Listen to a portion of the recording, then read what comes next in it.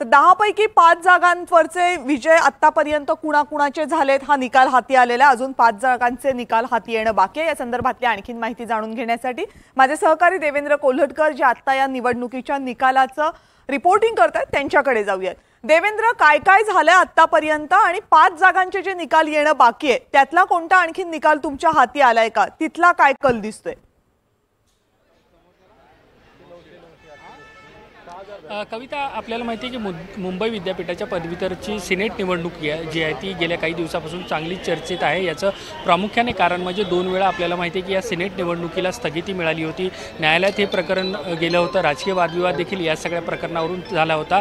24 तारखेला या सगळ्या संदर्भातलं मतदान पार पडलं आणि आज मतमोजणी जी आहे ती मुंबई विद्यापीठाच्या फोर्ट कॅम्पस इथे पार पडते। साधारण सकाळपासून ही मतमोजणी सुरू झाली आणि जी माहिती आता हाती आलेली आहे त्यानुसार राखीव प्रवर्गातील 5 उमेदवार जे आहेत ते विजयी झालेले आहेत आणि इतर जे 5 उमेदवार आहेत त्याची मतमोजणी जी आहे ती सुरू आहे। आपल्यासोबत राखीव प्रवर्गातील विजयी झालेले एक उमेदवार आहेत डॉक्टर धनराज कोहचडे।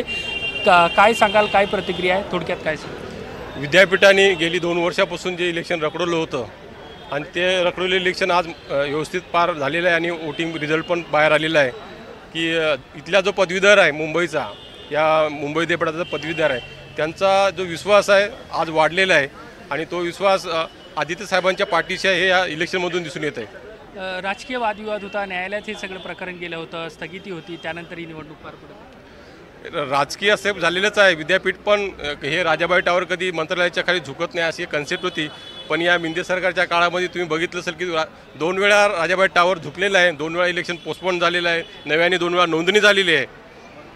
काही दिवसापूर्वी एक परिपत्रक विद्यापीठाने काढलं की आता तुम्हाला जे काही विद्यार्थी संघटनांचे प्रतिनिधी आहेत त्यांना जर आंदोलन मोर्चे करायचं असेल तर विद्यापीठाची परवानगी घ्यावी लागणार। बरोबर आहे। विद्यापीठाने MC जे मॅनेजमेंट कौन्सिल असतं विद्यापीठाचं, ते विद्यापीठात फॉर्मच झालं नाही। जो मॅनेजमेंट कौन्सिल आहे त्याच्यातले जे मेंबर आहेत ते नॉमिनेट आहेत, त्याच्यामुळं विद्यापीठाचा जो कुलगुरू आहे ते आपली मनमानी करत असे परिपत्रक काढत आहे। आता आमचे युवा सेनेचे 10 पैकी 10 सिनेटर निवडून आले आहेत, त्यातले आमचे 2 आमचे हे असतील सदस्य असतील ते सदस्य त्या मॅनेजमेंट कौन्सिलवर जातील आणि जे परिपत्रक त्यांनी काढलेले आहेत त्याला मागे घेण्यासाठी आम्ही सिनेटमध्ये किंवा मॅनेजमेंट कौन्सिलमध्ये पण आम्ही प्रयत्न करणार। कविता, आपल्यासोबत आणखी काही उमेदवार आहेत युवा सेनेच्या ज्या विजयी झालेल्या आहेत, शीतल देवरुखकर आपल्यासोबत आहेत। काय प्रतिक्रिया असेल? सगळे तुम्हाला भेटतात, ते शुभेच्छा देतात।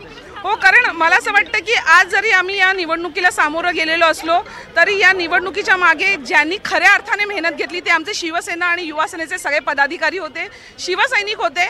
हा आमचा विजय नाही आहे तर हा आमच्या सगळ्या युवा सैनिकांचा विजय आहे, आमच्या सगळ्या शिवसैनिकांचा विजय आहे। कारण त्यांच्या खऱ्या अर्थाने बघायला जाल तर त्यांच्या मेहनतीचा आज हा विजय आहे आणि मला वाटतं सन्माननीय युवा सेना प्रमुख आदित्य साहेब ठाकरे यांच्यावर ज्या 13,000 पदवीधरांनी जो विश्वास दाखवला हा त्याचा विजय आहे। नक्कीच कविता, आता जर आपण हा सगळा परिसर बघितला तर आपल्याला पाहायला मिळेल की युवा सेनेचे कार्यकर्ते, पदाधिकारी या सगळ्या परिसरामध्ये आता जमायला सुरुवात झालेली आहे। मुंबई विद्यापीठाचा हा फोर्टचा परिसर आहे। या ठिकाणी आता मतमोजणी पार पडते। 5 जागांचे कल हाती आलेले आहेत। राखीव जागावरती युवा सेनेचा 5 उमेदवारांचा विजय झालेला आहे आणि जे उरलेले 5 उमेदवार आहेत तर त्यांची मतमोजणी जी आहे ती सुरू आहे। रात्री उशिरापर्यंत या 5 जागांचा निकाल हाती येऊ शकतो अशा पद्धतीची शक्यता व्यक्त केली जाते। कविता, निश्चितच उत्साह असणार आहे कारण महाराष्ट्रामध्ये वेगवेगळ्या संस्थांच्या निवडणुका हा सातत्यानं पुढे जात असल्याचे चित्र पाहायला मिळत होतं। सिनेटची निवडणूक त्याला अपवाद नव्हती। 2 वेळा ही निवडणूक पुढे गेली। आता या निवडणुकीचा निकाल जेव्हा समोर येतोय, हायकोर्टानं दिलेल्या निकालानंतर या निवडणुकीचं आयोजन करण्यात आलं, त्यामुळे अर्थात कार्यकर्त्यांमध्ये उत्साह असणार आहे आणि त्यामुळेच ही सगळी दृश्य जी तुम्ही आम्हाला दाखवताय ती आपल्याला दिसतात। अजूनही काही जागांचे निकाल हाती यायचे आहेत, ते निकाल घेण्यासाठी आम्ही तुमच्याकडे येऊच। पण आता धन्यवाद या दिलेल्या सगळ्या माहितीबद्दल। मुंबई विद्यापीठाच्या फोर्ट कॅम्पसमधली ही दृश्य, कारण याच कॅम्पसमध्ये सध्या निकाल लागतात सिनेटचे। 10 पैकी 5 जागांचे निकाल हाती आलेत। 5ही जागांवर युवा सेनेचे उमेदवार विजयी झालेले आहेत। इतर 5 जागांचे निकाल जसे येतील आपल्यापर्यंत अपडेट आपल्याला देत राहू।